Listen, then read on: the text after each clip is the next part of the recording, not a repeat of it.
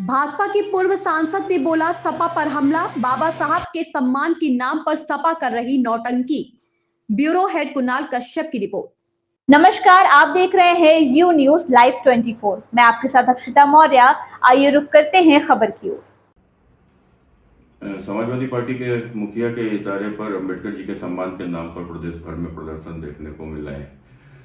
मेरे कन्नौज जिला मुख्यालय पर भी मैंने जब इन प्रदर्शनकारियों की तस्वीर देखी तो इनके चेहरे से धूर्तता स्पष्ट टपकती नजर आई और मुझे ध्यान में आया कि सत्ता में रहते हुए किस प्रकार का यह लोग अंबेडकर जी का सम्मान करते थे, हमारे दलित साथियों का किस प्रकार के सम्मान करते थे, वो शायद कभी भुलाया नहीं जा सकता। कोई भी भूल सकता हो, लेकिन मैं समझता हूँ कि हमारे कन्नौज वासी कभी इनके उन कृत्यों को भूल ही नहीं सकते जो इन्होंने सत्ता में रहते हुए किया। लेकिन आज अंबेडकर जी के नाम पर ये चुनावी राजनीति के रूप से एक वोट की मशीन उनको समझ रहे हैं और इसीलिए शायद इस प्रकार का ये सब नौटंकी और ड्रामा इनके द्वारा रचा जा रहा है। हम सबको याद है कि जिस प्रकार से समाजवादी पार्टी के नेता आजम खान जो आज जेल में बंद हैं, वो किस प्रकार से बाबा साहब को भूमाफिया बताते थे और गांव-गांव उनकी खड़ी जो मूर्तियां, खासकर जो हाथ का इशारा करते हुए जो मूर्तियां हैं, उनको बताते थे कि इस जमीन के ऊपर कब्जा कर लो। तो इस प्रकार से बाबा साहब का परिहास उड़ाने वाले लोग शायद सत्ता में रहते हुए इनके इसी इशारे पर अब आपने देखा होगा कि उस समय पर गांव-गांव अंबेडकर जी की मूर्तियां तोड़ी जाती हैं। कैसे भूल सकते हैं कि समाजवादी पार्टी की सरकार बनते ही लखनऊ में जो मूर्ति, जिस समय के ऊपर बाबा साहब की मूर्ति थी, वहां पर श्री कांसीराम जी की मूर्ति थी, बहन मायावती जी की मूर्ति थी, और इस समाजवादी पार्टी के नेताओं ने किस प्रकार से उनको मूर्ति को तोड़ा और तोड़ने का प्रयास किया। और उसके साथ ही साथ जब समाजवादी पार्टी की सरकार 2012 में बन रही थी तो कैसे भूल सकते हैं कि बनते ही उत्तर प्रदेश भर के जिस प्रकार से खासकर दलितों के ऊपर जो अत्याचार हो रहे थे उसे टीवी पर साफ साफ दिखाई पड़ रहा था। किस प्रकार से उनके घर फूंक दिए गए थे, किस प्रकार से आग लगाई जा रही थी, किस प्रकार से हत्याएं हुई थी, बलात्कार हुए थे।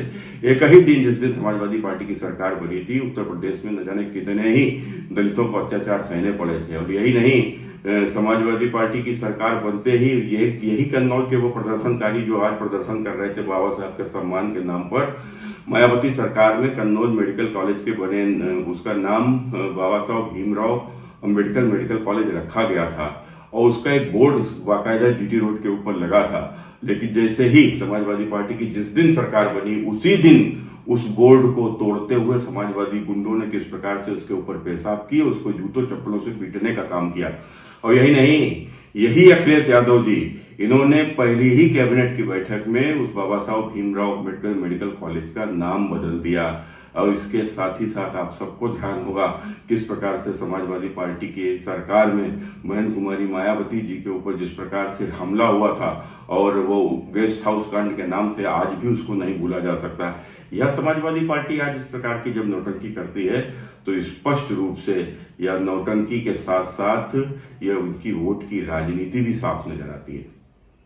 तो अखिलेश यादव जी, आपने आज तक अपने इन कुकृत्यों को लेकर माफी नहीं मांगी है और जो इस प्रकार के कुकृत्य आपने किए हैं, शायद यही अमित शाह जी ने बताया था कि आज आप लोग अंबेडकर जी की बात वोट के लिए करते हो, लेकिन उनका सम्मान ना आपने किया और ना ही आपके नेता राहुल गांधी या उनके परिवार ने किया। अंबेडकर जी को एक बार नहीं कई बार अपमानित किया, उनको कोड़े मारते हुए जवाहरलाल नेहरू के द्वारा हंटर से और उसको कोड़े मारते हुए कि फोटो कार्टून वो एनसीईआरटी की किताबों में छपाया गया।